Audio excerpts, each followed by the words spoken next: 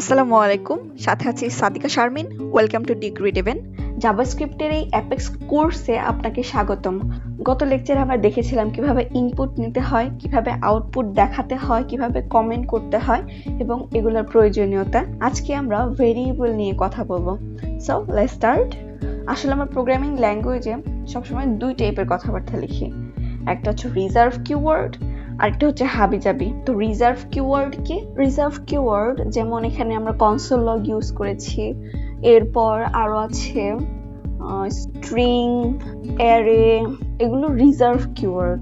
এখন আমি যদি এখানে চেঞ্জ করে দেই, এখানে ইরর দেখাচ্ছে কারণ এখানে এইভাবে কমা দেওয়া যাবে না, এর জন্য ইরর দেখাচ্ছে। কিন্তু যদি আমরা এখানে নেই, ফর এক্সাম্পল আমরা উপরের ডিটেলস গুলো কেটে দেই,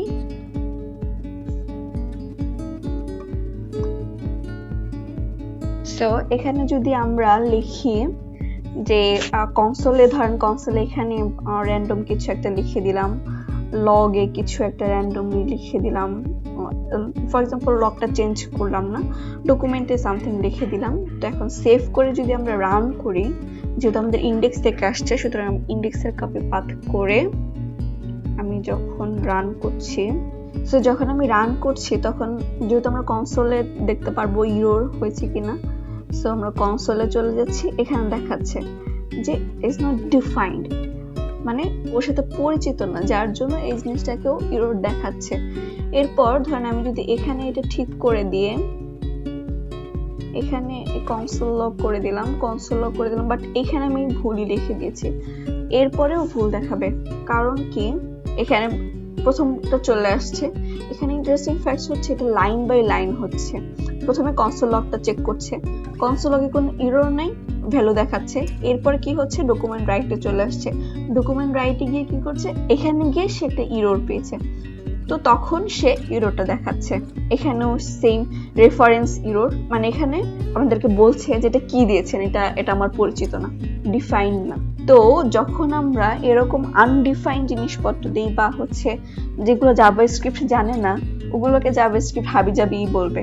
এখন যদি এগুলোকে রেখে এগুলোকে ধরেন আমরা কেটে দেই, কেটে দিয়ে আমরা র্যান্ডম জিনিসপত্র লিখলাম, ফর এক্সাম্পল এখানে দিস ইজ প্যারাগ্রাফ আছে, তো আমরা দিস ইজ প্যারাগ্রাফটাকে রেখে দিলাম। ইভেন এটাকে যদি আমি রান করি, তাহলে এখানে দেখাচ্ছে যে কোনো কিছু আইডেন্টিফাই করতে পারছে না, কারণ কোনটা জাভাস্ক্রিপ্টের পরিচিত না। যখন আমরা এই হাবিজাবি জিনিসকে যখন আমরা রান করাতে চাই, তখন আমাদের ভেরিয়েবলের দরকার হয়। ভেরিয়েবল হলো কন্টেইনার বা আইসক্রিম বক্সের মতো। আমরা আমাদের বাসায় ফ্রিজে দেখতে পারি আমাদের আইসক্রিম বক্সে কি কি না থাকে, আদা বাটা, মরিচ বাটা, রসুন বাটা ইত্যাদি ইত্যাদি। সেরকম ভেরিয়েবলের ভিতরে আমরা বিভিন্ন টাইপের ডেটা বা হাবিজাবি স্টোর করে রাখতে পারি।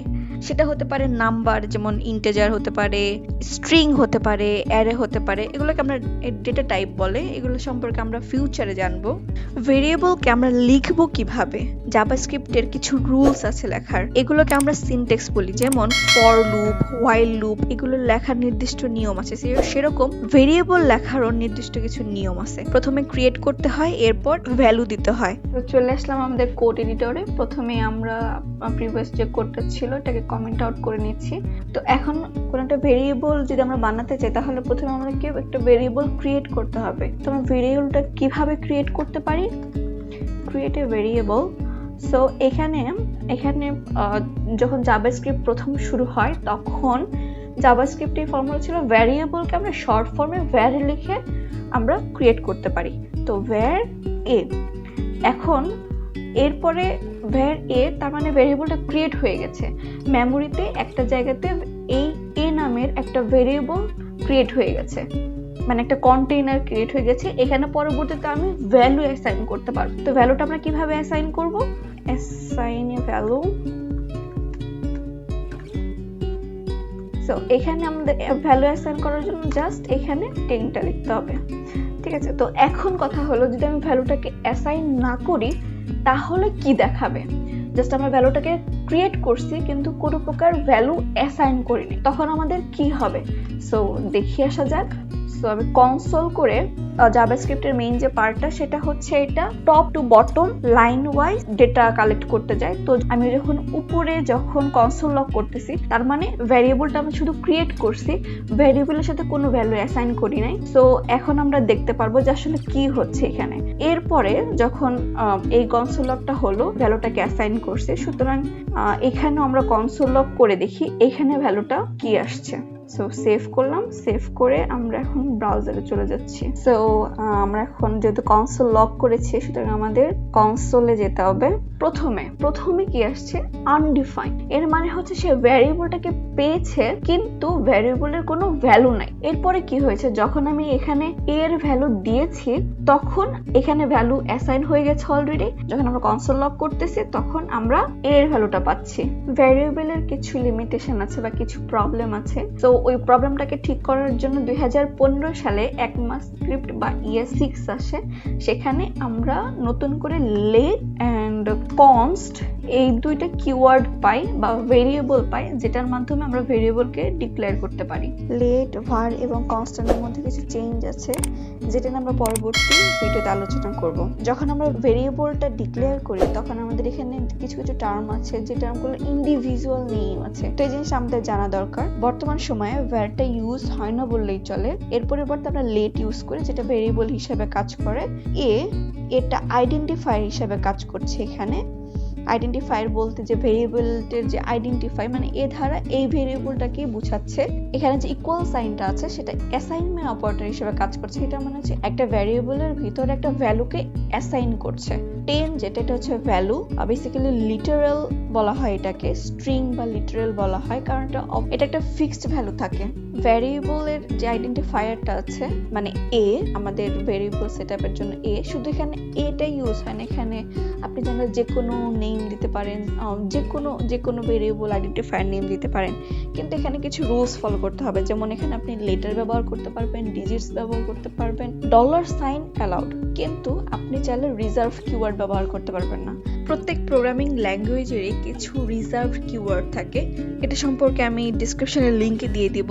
এবং মোস্ট ইম্পর্টেন্ট, শুধুমাত্র নাম্বার দিয়ে আপনি কোনো ভেরিয়েবল আইডেন্টিফাই করতে পারবেন না। নাম্বার বলতে 1 2 3 4 এটা কোনো ভেরিয়েবল আইডেন্টিফায়ার হতে পারে না। তাছাড়া আপনি লেটার ব্যবহার করতে পারেন, পরে গিয়ে আপনি নাম্বার ব্যবহার করতে পারেন, যেমন A1 A2, বাট শুধু 1 শুধু 2 এটা ব্যবহার করা যাবে না। ভেরিয়েবল আইডেন্টিফায়ার কেস সেনসিটিভ হয়, মানে ক্যাপিটাল লেটার স্মল লেটার দুটোর জন্য আলাদা আলাদা ভেরিয়েবল ব্যবহৃত হয়। জাভাস্ক্রিপ্টের আরো একটা ইন্টারেস্টিং ফ্যাক্ট হলো এটা রান টাইমে ভেরিয়েবলের ভ্যালু চেঞ্জ করতে পারে।